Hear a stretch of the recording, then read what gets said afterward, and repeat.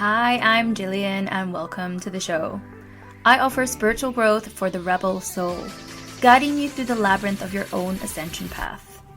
This show is for the rebel souls that challenge the status quo, those that crave authenticity in every single aspect of their lives, that desire to embrace their uniqueness, follow their passions, connect to their soul and live according to who they truly are, even if that means having the courage to go against the grain or the norms of society. If that's you, my spiritual soul seeker, rebel warrior, then this is the place for you. On this podcast, we speak about everything from spirituality, sexuality, conscious relationships, business, and literally everything in between. So if that's your jam, then stay tuned. And go on, be a rebel and subscribe. You know you want to. Okay guys, we need to talk, because some of you are just out here thinking that you're just intuitive, when in reality you're actually full-on channeling beings from the Andromeda galaxy without even realizing it. Or you're talking to dead people in your dreams, but you're just brushing it off like it's just a weird night and you just had some weird dreams. No, that is not just your imagination, it is a gift. But let's break down what kind of gift it actually is, because today we're getting into the difference between psychics, channelers, and mediums, and why it actually matters that you know which one you are, or you know what combo you are, because a lot of us are a lovely mixed bag. Because when you actually know this stuff, you can stop second guessing your abilities. You can stop forcing yourself into boxes that don't actually fit you, and you can just start to own the way that spirit is trying to move through you. Because this is one thing that I always speak to my clients about, is that there's nobody else that has the unique gift and the combination of gifts that you have and the way that you do things. We are so unique and bespoke in our talents, our gifts, our passions, our abilities, our archetype, our soul role, and what we've come here to do. That's because we've worked with these gifts through lifetimes and lifetimes. So, it's really important to understand how these are showing up for you in the first place. And I just want to be able to break that down for you, so you kind of like go, oh my God, that's me. Or, you can, again, it's not putting yourself in a category. It's just to understand that there are differences. And also, even though there are differences, they can also work so beautifully together as well at the same time. I am a mix of all of these. So when I work, I literally work on all levels, right? And I'll go into that in a little bit more detail in a minute. But first up, we're going to talk about being psychic. Okay, so if you are psychic, you could just know things, right? For no reason, no logic, boom, just get that download of inner knowing. You could get flashes or images or see colors, gut hits, downloads before someone even says anything. You can feel when someone's lying. Like, even if they are like the sweetest talker in the world, like something in you is just like, they are full of shit. You can predict things, right? You might have predictive dreams, or you might just know things like, oh, he's going to text me tonight, and boom, there you go, he texts you. Because what's actually happening is, as a psychic, you are reading energy. Like, everything in this world is made of energy. We have an auric field, we have an energy field. All matter has energy, right? People, places, furniture, all matter has energy, has an aura, has an energy field around them, right? And the universe is just made out of energy, right? It's made out of like atoms and cells, and everything is energy. So when you have the ability, or the psychic, like being a psychic, you are reading the energy of people, places, things, right? You can tap into present energy, you can tap into past energy, you can tap into the trajectory of what's likely to unfold. Because again, the way that energy is, it's not like, only time is linear within the 3D world, but you're able to tap into the energy of everything, and that is all happening all at the same time, right? So what happens when you're psychic? You're just tuning into the energy fields, like I said, around people, around situations, around places, around timelines. Like, in this case, it doesn't necessarily mean that it's coming from spirit. It could just be coming from the energy itself, right? Or it could be a mix of both. But if we just look at it as like you're reading the energy of things, we'll just keep it in this compartment for now, right? Like, you know, for example, you might be doing like a card pull for a friend, and then before you even flip the card, you feel a breakup like coming. You know that it's something to do with the breakup. And it doesn't necessarily mean that's spirit whispering in your ear. But it could be if you're also a channeler, which I'll go into in a minute. But usually it just means that you're reading the energy field of that person, right? And you're reading the information that that person needs to know. So reading the energy, psychic. Now, if you were a channeler, then you might find yourself writing or maybe speaking things that maybe feel like just way smarter than you. Like they just have like this air of calmness and wisdom, and you're just like, oh wow, like that was a really good piece of advice I just gave my friend. You know, you might also like have like almost like this moment of like blackout when you're journaling or talking, and then you read it back and you're like, oh my god, did I even write this? You could also tap into collective energies, light beings, spirit guides, deities, galactic beings, you know, and some of these can come through with like full on messages or full on teachings. You know, you could actually start to say things like they or we when you're in flow, you know, because it doesn't feel like it's necessarily coming from you. And they can also have like a really distinct type of language, almost like an oldie worldy language when I'm speaking to like my higher self or my spirit guides or any other being that I'm channeling or connecting to. It's like sometimes they come through in different languages that you could speak out or you could write out. It's almost like this wiser, more yule worldy type language it sometimes can use. Like they might say, I don't know, things like beloved or you know, like words like that. I'm just trying to think what mines have said. Anyway, things like that, like yieldy worldy, and it feels like you, but it's not you because you're channeling, right? And if you're channeling, it's like, let's say a radio, okay? Because you're tuning into a frequency and you're just letting it speak through you. You know, and sometimes it's conscious, like you're aware it's happening and you're aware that it's spirit speaking through you. And other times you could just be like, I don't know where that came from, but that felt good, that felt aligned, and that information is coming from spirit, is coming from your guides. So that is happening when you're channeling. And then finally, you might be a medium if you have heard or seen or sensed or feel people that have passed on. You know, maybe you randomly smell your grand's perfume when no one else does in the room. Maybe you dream of your deceased loved ones and then wake up like remembering their messages, or know that they left you some kind of message or some kind of feeling in that dream, right? You could walk into a house or a place and then just immediately feel like a presence, right? You might not know what that is, but you feel a presence. It could be cold, or you just like, oh, just something doesn't feel right here. Or something's here, someone's here. You know, maybe you've been called like weirdly accurate in describing, you know, some people's dead relatives that you've never met. Like you're just like, oh, you know, your grand's here, or I feel this, or, you know, whatever, however it comes through, because that's what happens when you have the gift of mediumship.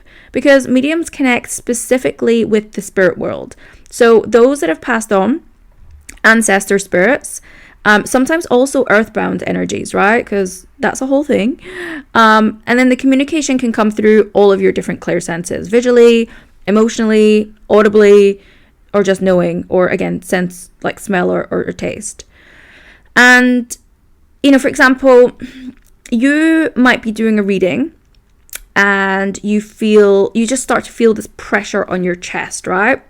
And then an image out of the blue, you just start to see an old man smoking a pipe.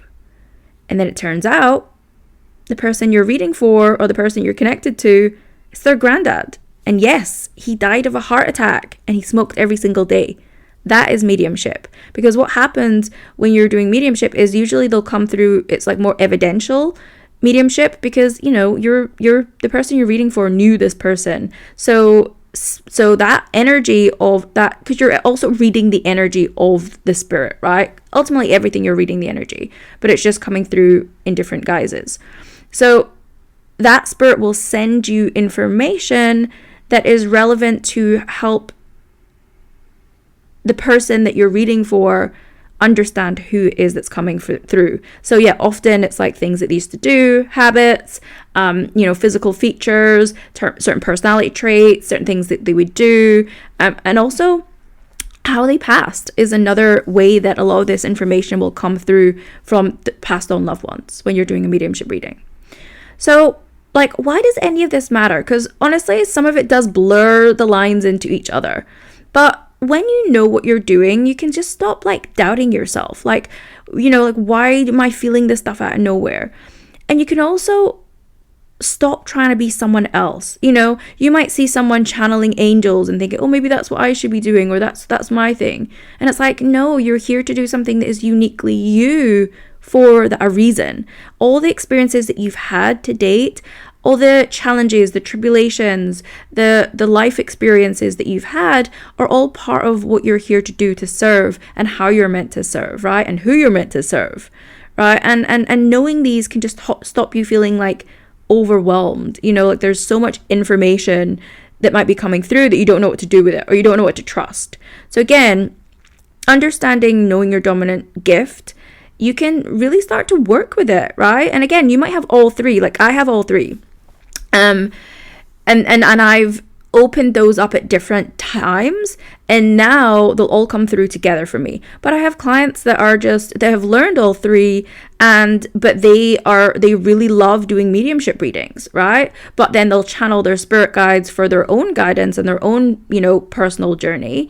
Then I have other clients that are really drawn to channeling galactic beings. Like that is their path, but they're also really good psychic and can read energy and can understand and get like those real potent downloads as well. So again, it really is so aligned to your own unique path. And when you kind of know this, or what you're more passionate about, then you can create better energetic boundaries around your own gifts. You can refine your craft, you can deepen it, and you can just stop overcomplicate it and just start using it, because that's what it's all about. You're here to use your gifts for a reason, right? So I also do want to preface, and I just mentioned this earlier, right?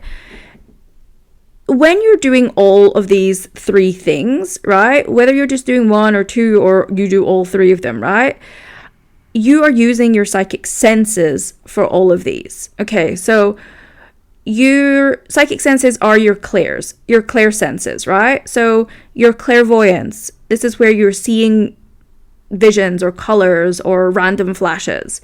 Your clairaudience, your clear hearing, this is your inner voice. This is, or where you maybe even hear actual sounds, right? Maybe like you hear bells ringing, or you hear angelic noises, or you hear things through music. Then you've got your clairsentience, your clear feeling. That's where you feel the emotions, the energy, or you're getting like actual body hits as physical sensations in your actual physical body. Then you've got your claircognizance.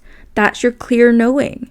That's the just like, I know feeling, like I know this, or you just know it and you say it. Then you've got two other ones that are maybe less prominent, but they're still very much psychic senses, because we have all of these senses in ourselves. We're born with these gifts, right? We're born with the ability to see, feel, hear, taste, etc. So the two lesser known ones are clairalience, which is clear smelling, the psychic sense of smelling. So when you smell your grandma's perfume out of nowhere, that's a sense. That's how your passed on grandma is saying that she's there and she's around you and she's sending you a message. And the clairalience the clairalience and the clairgustance, I've noticed they come through quite a lot with mediumship. But again, you can have these no matter what you do, right? Then you've got clairgustance, which is the psychic sense of clear tasting. Yes, you can taste random things when you're not eating any of those random things. So you could get like a random taste of cigarettes.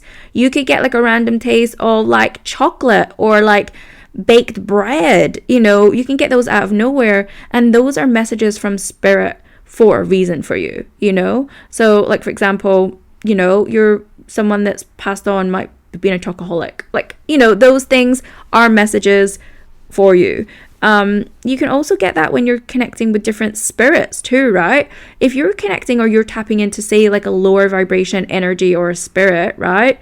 Sometimes I've picked those up as like smells of like, ooh, like a boggy kind of smell, like almost like a swampy kind of smell. So yeah, like again, all of these senses are here for a reason. Like every psychic ability will flow through like either one or more of these. And again, usually over time, all of them will start to come online.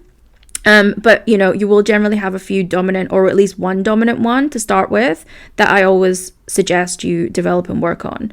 You know, because your spirit team doesn't just beam information into your brain like Matrix style. Like what they do is they actually use, I guess how I would class it as like radio stations of your own intuition. You know, that's how you actually receive. That's how you translate.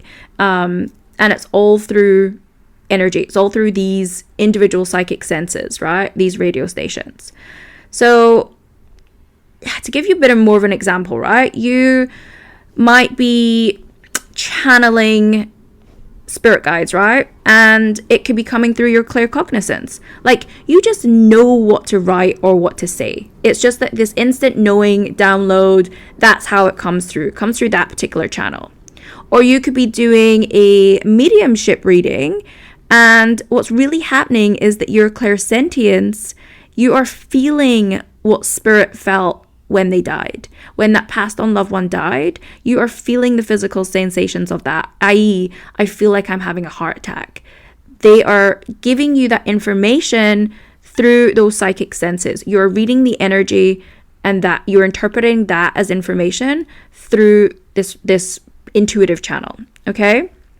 Or maybe you're doing a psychic reading, right? And you are picking up images or flashes in your mind's eye, and you are receiving that information through your clairvoyance. You know, like I said, you know, I would always say to my clients and my students, first and foremost, you don't need to develop all of your gifts at once, right? Like you just have to understand how the ones you already have are already showing up for you. That's really the first place to start, because, you know, so many clients, especially if they are clairsentient or claircognizant, sometimes they are expecting to get all these visuals and all these things, but yet they're just feeling energy, they're feeling sensations in their body, or they're having knowings and they don't know if it's just their thoughts or if it's actually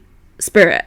And these can be quite hard to navigate when they're expecting something different. So again, it really just starts with you understanding how your gifts are already showing up. And then over time, you know, you can develop the other ones and they'll start to come online. And then you can just use them like all together to paint a more vivid picture and story in any reading, right? But that just comes with time. So to cap all of this off, if you're a psychic, you read energy, okay? And listen, you're reading energy for all of them, like, because but this is just the easiest way to break it down, right? You're reading the energy, the energetic field of something, right? If you're a channeler, you're speaking for spirit, for your spirit guides, for galactic beings, for whatever level of guide or spirit being you are connecting and channeling and speaking to. But through that, you're also reading their energy, right? You're tapping into their frequency and you're receiving information through there. If you're a medium, you're also reading energy, but you're connecting with the dead. You're reading the energy field and receiving information from passed on people, okay? So that is like the breakdown of the difference, and you're doing all of that through your psychic senses.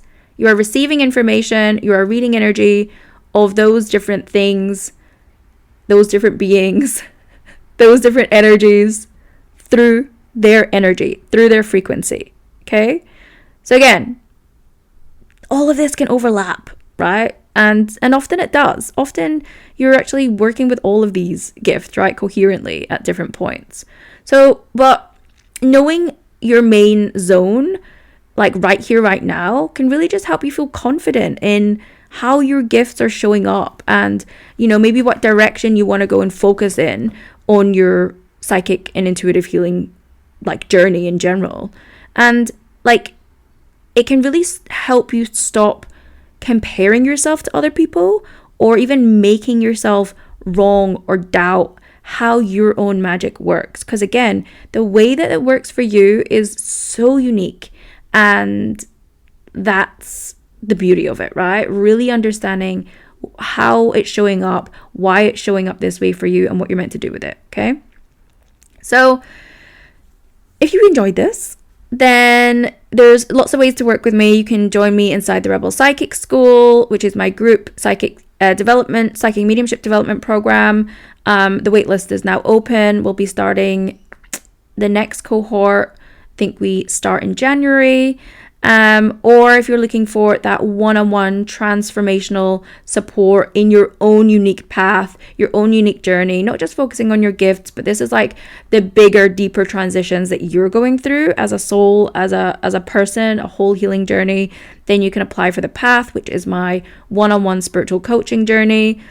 And if you want to join like a like-minded community, if you want to heal from the core wounds that every single psychic, intuitive, healer, and empath has to navigate on their spiritual and healing journey, to stand in their own gifts and their own calling, to get support with your spiritual initiations, to have access to a whole library of channeled and curated meditations and healings, loads of workshops, Q&As, and monthly live workshops and energy healings, then you can join the Rebel Soul Circle membership. It's a monthly membership circle for women just like you, because you don't need to be more psychic. You just need to understand how your intuition actually works, and how to clear the things that are blocking you from fully trusting yourself and how you beautifully are here to show up in the world. So until next time, I'm sending you so much love, and I will see you in the next one.